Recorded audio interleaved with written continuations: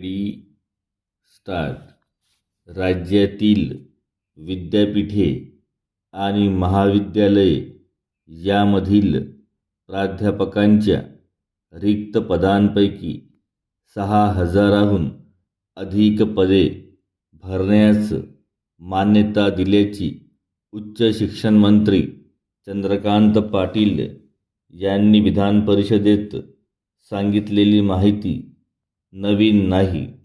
राज्यातील उच्च शिक्षणाच्या संस्थांमध्ये शिक्षकांच्या एकूण रिक्त जागांची संख्या 11,000हून अधिक आहे. कायमस्वरूपी शिक्षक वा प्राध्यापक नसल्याचा फटका विद्यार्थ्यांना आणि एकूणच राज्यातील उच्च शिक्षणाच्या गुणवत्तेवर होतो आहे.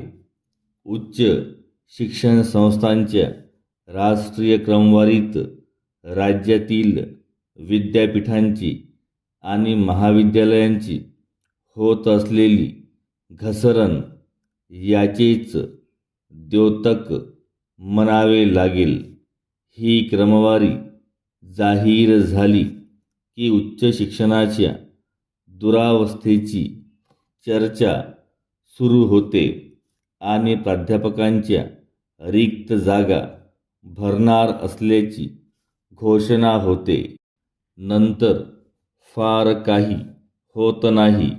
मात्र आता काही रिक्त पदे भरण्याची प्रक्रिया सुरू झाली आहे हे खरे. त्याचा तपशील मंत्री महोदयांनी विधिमंडळात दिलेला आहे. राज्यात 1200हून अधिक अनुदानित महाविद्यालये असून त्यामधील शिक्षकांच्या रिक्त पदांची संख्या जवळजवळ 12,000 आहे. त्यापैकी 5,400 पदे भरली जातील.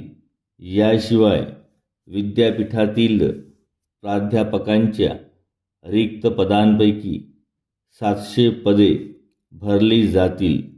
ही प्रक्रिया कधी संपणार हे स्पष्ट नाही. तातडीने ती भरली जाण्याची शक्यता कमीच, कारण दीर्घकाळानंतर पदभरती होत असल्याने पात्र उमेदवारांची संख्या मोठी असणार. एका पदासाठी 100 इच्छुक असे प्रमाण असल्याचे सांगितले जाते.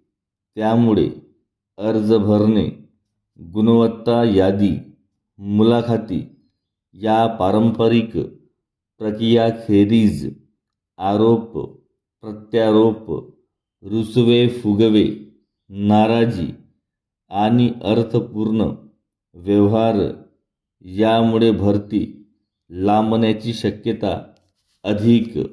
परिच्छेद मुळात रिक्त पदांची संख्या इतकी वाढण्याला सरकारचा उच्च शिक्षणाकडे पाहण्याचा दृष्टिकोन कारणीभूत आहे. सरकार कोणत्याही पक्षाचे असले तरी उच्च शिक्षणाकडे एक ओझे म्हणून पाहिले जात असल्याचा गेल्या 25-30 वर्षाचा अनुभव आहे. याच काळात देशात आणि राज्यात खासगी शिक्षण संस्थांची भरभराट होत गेली. उत्तम करिअरची संधी देणाऱ्या व्यावसायिक अभ्यासक्रमात खासगी महाविद्यालयांना आणि विद्यापीठांना अधिक रस होता.